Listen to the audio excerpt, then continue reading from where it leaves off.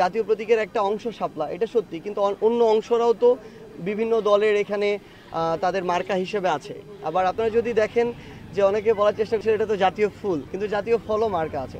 তো আমরা সকল আইনগত বিবেচনা শেষ করেই আমরা ওটা চেয়েছি।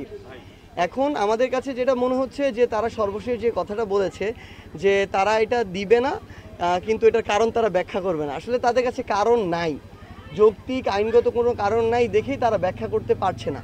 এবং আমরা আমাদের জায়গা থেকে এটা মনে করি যে যেহেতু তাদের কাছে কোনো আইনগত কারণ নাই, নিশ্চয়ই তারা কোনো না কোনো কিছুর চাপে তাদের জায়গা থেকে এই শাপলা মার্কাটা দিচ্ছে না। এবং এই অভ্যুত্থান পরবর্তী বাংলাদেশে নির্বাচন কমিশনের মতো একটা স্বাধীন প্রতিষ্ঠান যদি চাপের কাছে একটা মার্কা দেওয়া নিয়ে পরাজিত হয়, তাহলে নির্বাচনে তাদের কাছে স্বচ্ছতা কিংবা তাদের থেকে আমরা যে নিরপেক্ষতা প্রত্যাশা করি, আমরা মনে করি যে সেটা নির্বাচন শুরুর আগেই প্রশ্নবিদ্ধ হয়ে যাচ্ছে।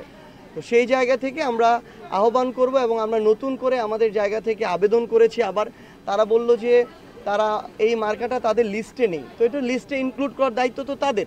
আমরা আজকে থেকে কয়েক মাস আগে এই নিবন্ধনের আবেদন করেছি, তখনই তারা ইনক্লুড করতো। তারপর আমরা নতুন করে ইনক্লুড করার আবেদন দিয়েছি। আমরা মনে করি যে তারা তাদের যে প্রতিষ্ঠানের স্বাধীনতা এবং তাদের প্রতিষ্ঠানের যে পেশাদারিত্ব, এটার পরিচয় দিবে। এবং যেহেতু কোনো আইনগত বাধা নেই, এনসিপি তাদের জায়গা থেকে মার্কা হিসেবে শাপলা পাবে। বাংলাদেশের মানুষ এই তরুণ প্রজন্মকে একসাথে ইউনাইটেড দেখতে চায়। সো আমরা রাজনৈতিক দলের পর্যায়ে যদি ইউনাইটেড হতে পারি, মাঠ পর্যায়ের মানুষ অটো ইউনাইটেড হয়ে যাবে। সেই জায়গা থেকে আমরা আমাদের পজিটিভ আলোচনা শুরু করেছি। গণ অধিকার পরিষদের সাথে একীভূতকরণের আলোচনা চলছে, এবি পার্টির সাথে হয়তো অ্যালায়েন্স ভিত্তিক আলোচনা চলছে।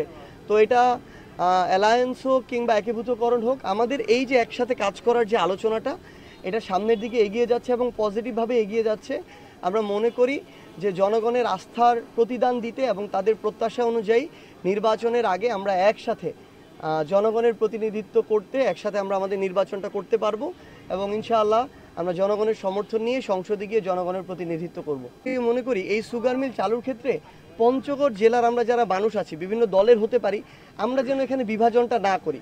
আমাদের ওইখানে গিয়ে আধিপত্য বিস্তার করার দরকার নেই, চালু হওয়াটা দরকার। চালু হলে সবাই বেনিফিশিয়ারি হবে। ক্রেডিট বাজিটা যেন আমরা করতে না যাই, বিভিন্ন পক্ষকে যেন না বলি যে না এটা হলে আমার মাধ্যমে হইতে হবে, কারণ এরকম কিছু কথা আমার কানে এসেছে। সো আমরা যেই এটা চালু করতে বা এই জায়গায় হেল্প করবে, আমি আমার জায়গা থেকে ব্যক্তিগতভাবে তাকে হেল্প করতে সবসময় রেডি। আমরা আশা করছি খুব দ্রুত সময়ের মধ্যে এটা চালু হবে।